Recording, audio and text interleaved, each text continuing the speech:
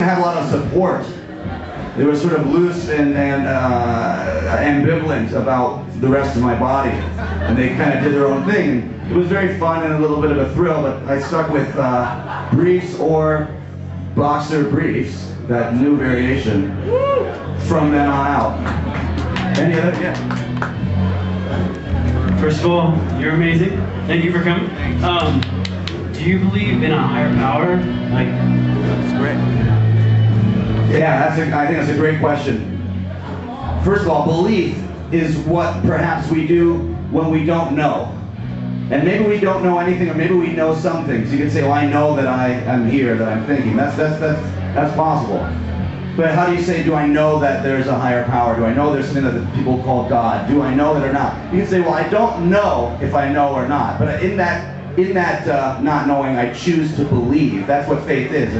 It's a choice to think something is a certain way, whether you know it or not. And that's the same as it being that way, as far as we're concerned. I used to get very hung up on God, the idea of God. I considered myself either agnostic or atheist, probably leaning towards not having any idea what was going on.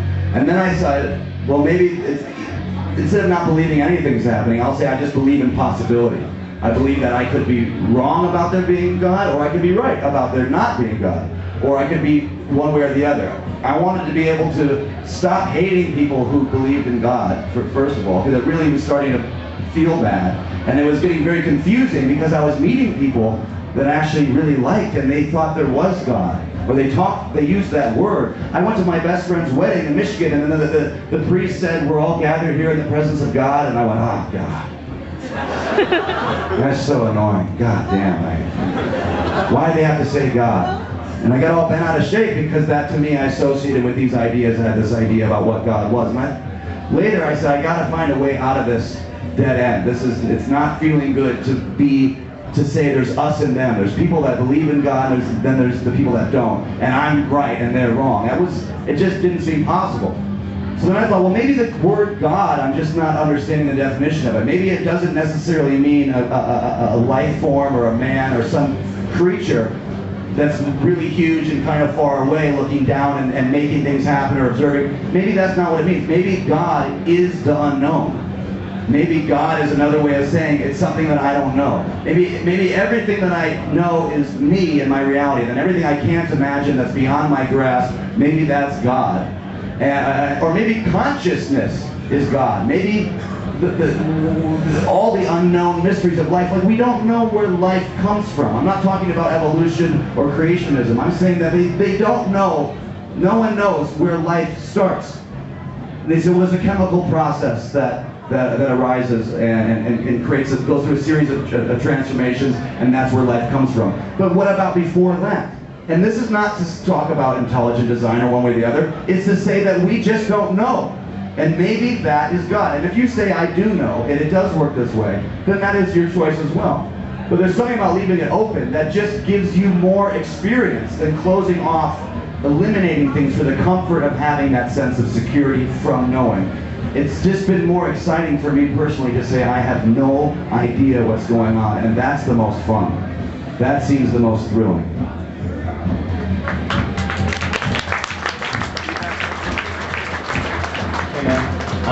I discovered you from typing your name into andrewwk.com because I had no idea who you were and thought it was a joke. And I came across your website just a couple years ago, and it was one of the most exceptional things I'd ever seen. You had this 20 million page rant on anybody can do anything they want, and it's great to be alive, etc., etc. And I was really into that.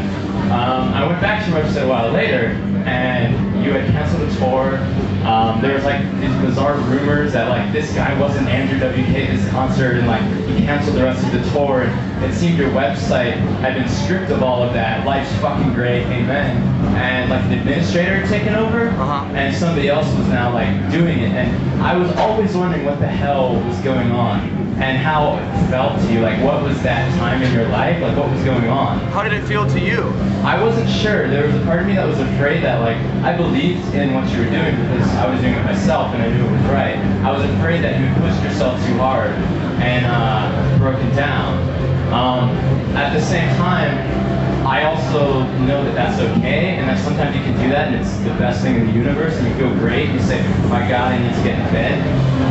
And I just didn't know what was going on with you. If in fact you had pushed yourself too hard, or if there was a fake Andrew WK going around.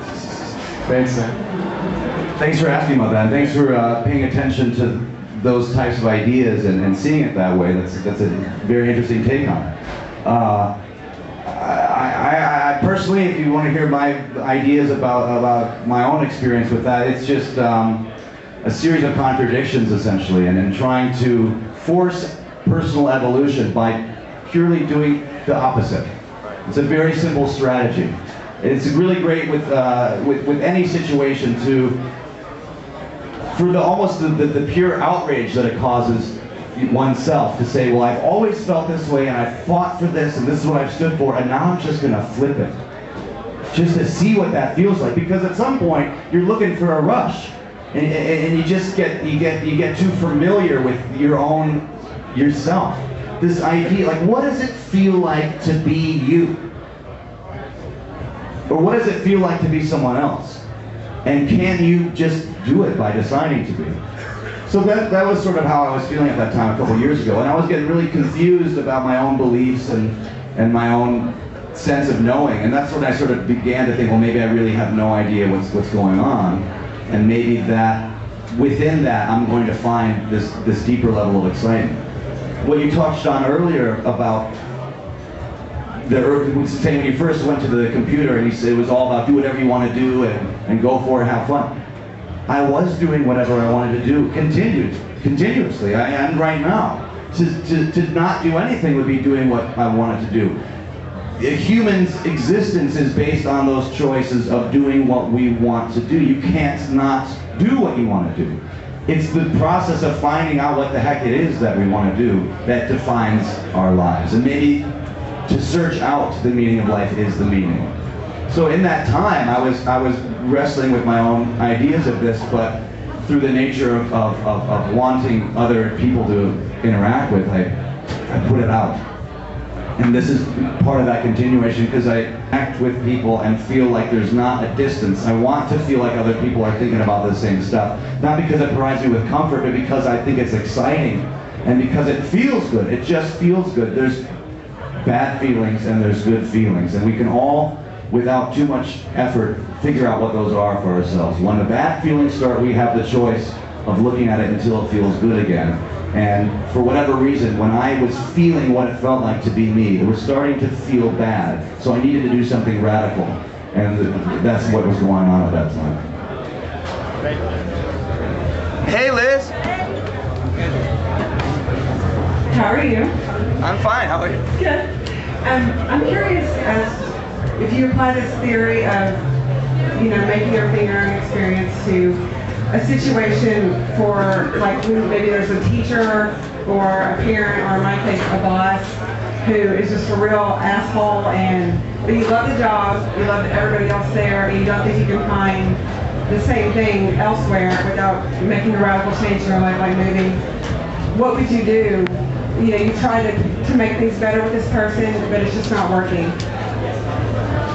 Thank you.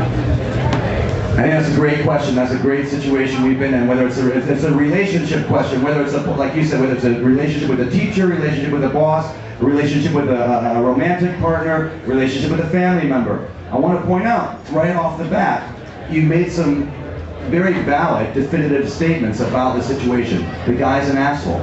And it wasn't, I've had bad experiences with him, I thought he behaved like an asshole. It was that he is, at his core, an asshole. It would be like saying, that person's evil.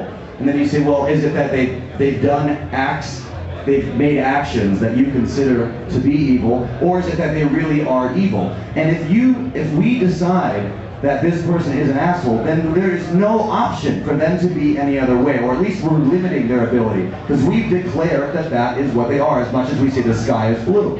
And saying the sky is blue, it's not like if you said it was purple, it might become purple, but it certainly doesn't help to say someone's an asshole if you want them to behave something differently. And this doesn't necessarily mean they will change, but it's taking again that responsibility for what we say is. And even though you say, well, it's just words, it's just language. What's the difference between saying that person's an asshole and points in the past? It's because you give them the opportunity and the benefit of the doubt, and you give the power to them to change as much as you give yourself the power to change. And if we get, that's the golden rule again. If we want to say, what if someone said Liz is an asshole? You say, well, no, I'm not. How can you say that? And they say, well, there was times when I thought that she behaved in a way that was an asshole. You say, but yeah, but now I'm not. And you're like, well, why? I guess she's not acting like that right now. Maybe she wasn't an asshole. Maybe you've changed. Also saying that nothing that I've done has been able to change the situation. It does not get better. All I would say very simply is just change the language. Just take that discipline that says, every time I catch myself saying this guy's an asshole, I hate this, it's not getting better, there's nothing I can do to fix it, say, this is getting better, I like my boss, he's a great person, I love him and he loves me. And you think, well, this is just corny, this doesn't have any power, you're just saying words, how is that going to change someone? Our perception is all that exists with that experience. If you weren't at the job, you'd never even know this guy existed. And you'd say, well, there's nothing I can do to change it except to move to another place. Then maybe that would be what it'd be, or to find another job. Because you're not stuck, you're not powerless as well within that situation. And I think just purely starting with changing the way we word our experience, the voice in our head that's speaking to us and telling us what's going on and saying, I'm good at this, I'm bad at that. Well, I love music, but I've never been able to play an instrument. I have no talent, I can't play music. Well, this guy's an asshole, and I like this town. That town's a shitty town. Everyone always behaves like a jerk there. These are declaring what is going on in our head and in our experience. Just try it. If I could say anything today, it would be to start with language. The voice that's talking in our heads and what the voice then outwardly says to other people, and start saying what you want to have happen and say that it is happening. Politicians are loving people. The government is a good thing. Peace exists on earth. These statements have much more power than the statement that says it is not that way. I'm going to give away some free t-shirts now, and then I'm done.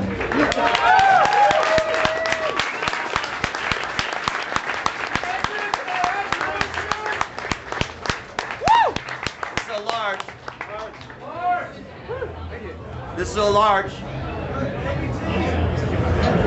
This is a large. This is a large. Right here. 2 more larges.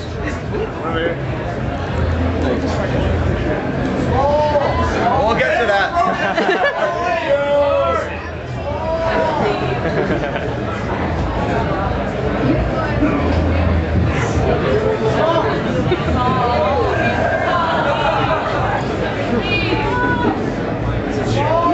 Medium. Thank you. Yes. Oops, sorry. The bat.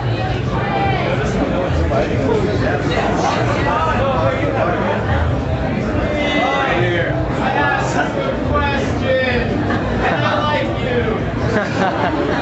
I like you more. I like you the most. Small.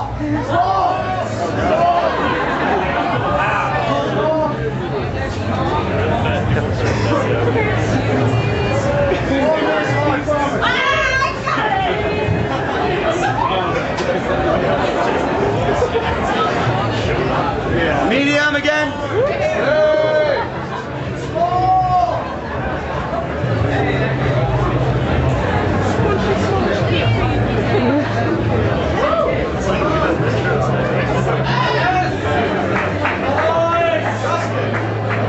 Large.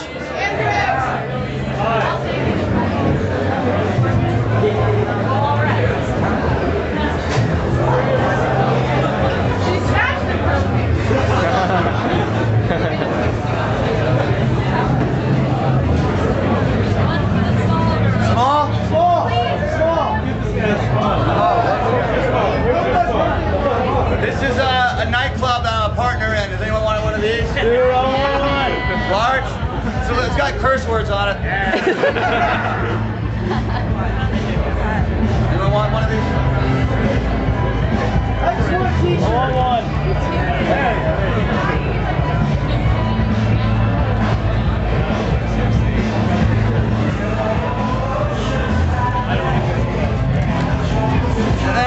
a bunch of buttons from a TV show called Smoke Joe. Woo! Pass around.